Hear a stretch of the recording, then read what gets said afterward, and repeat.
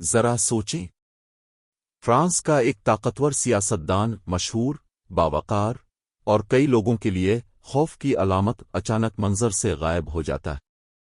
لوگ سرگوشیاں کرتے ہیں، کوئی اسکینڈل، کوئی خفیہ معاہدہ، مگر سچ اس سے کہیں زیادہ عجیب ہے، کیونکہ ایک پراسرار کیس کی تحقیقات کرتے ہوئے اسے ایک ایسا سراغ ملا جس نے اسے وہاں پہنچا دیا جہاں کوئی سوچ بھی نہیں سکتا تھا، سیدھا قرآن تک۔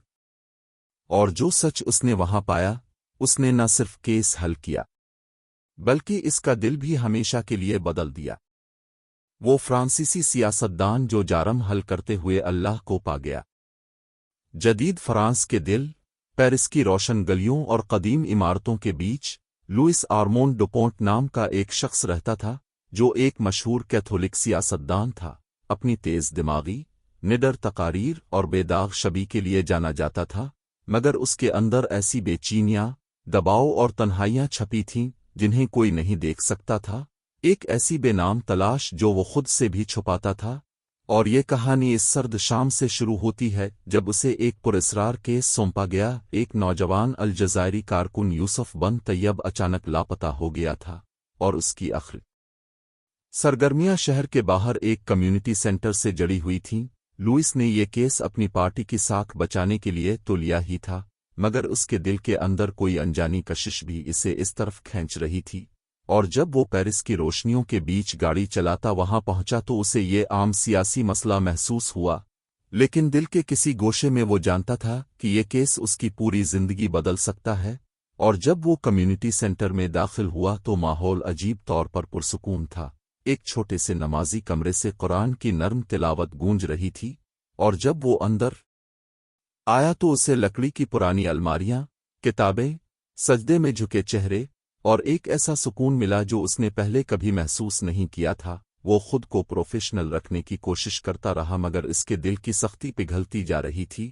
وہ یوسف کے دوست کریم سے ملا جس نے بتایا کہ یوسف نے حال ہی میں اسلام کا گہرا مطالعہ شروع کیا تھا اور اسے کچھ ایسے بدعنوان افسروں کے ثبوت ملے تھے جو تارکین وطن کے فنڈز ہڑپ رہے تھے، مگر چونکہ وہ حقیقت سامنے لانے والا تھا، وہ اچانک غائب ہو گیا۔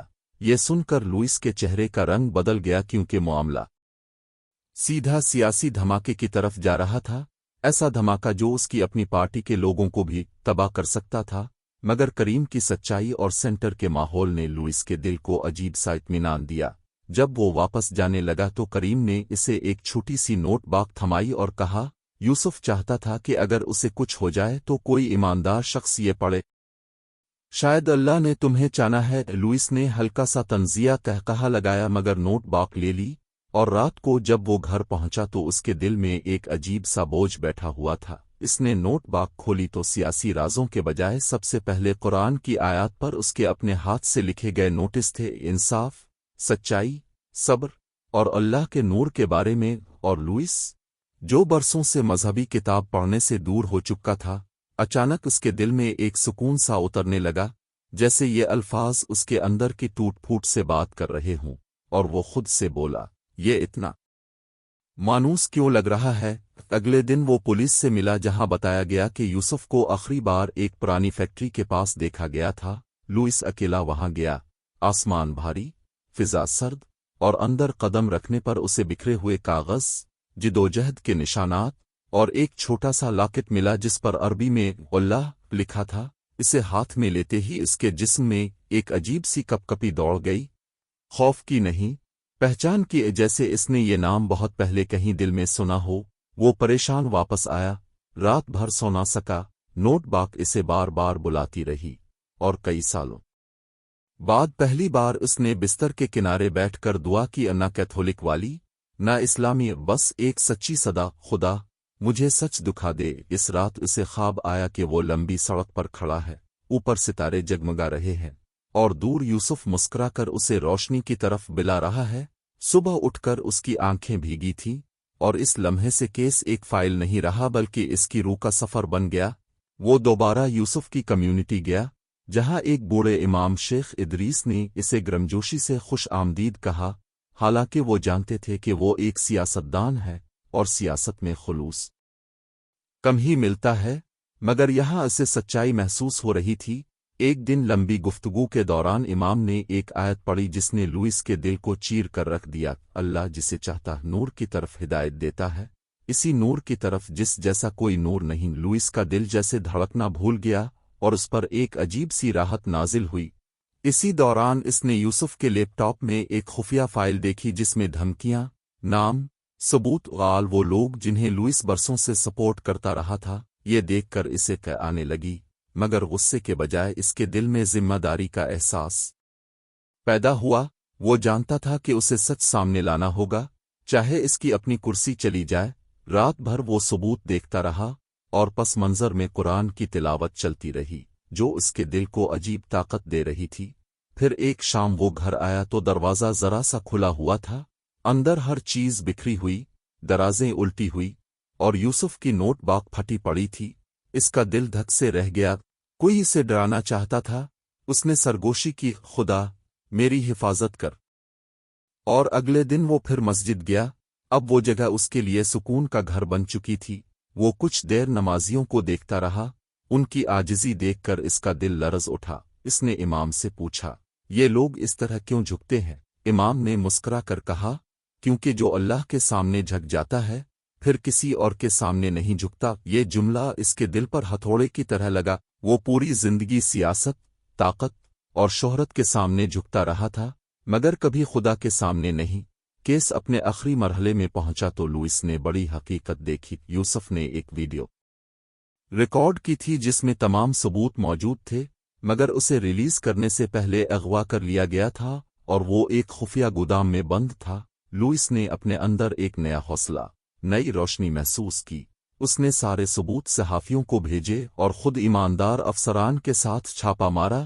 وہ یوسف کو کمزور مگر زندہ حالت میں ملا، زنجیروں میں جکڑا ہوا، مگر اس کی زبان پر سب سے پہلا لفظ تھا الحمدللہ۔ یہ سن کر لوئس کی آنکھوں میں آنسو آ گئے، کیونکہ یوسف کے دل میں پہلے خوف نہیں، شکر تھا۔ صحت یاب ہونے کے بعد یوسف نے اسے بتایا، میں نے اللہ سے دعا کی تھی کہ وہ ایسے دل والے انسان کو بھیجے جو ابھی بھی سچ محسوس کر سکتا ہو، اور وہ تم تھے۔ یہ جملہ لوئس کے دل میں بجلی کی طرح گرا۔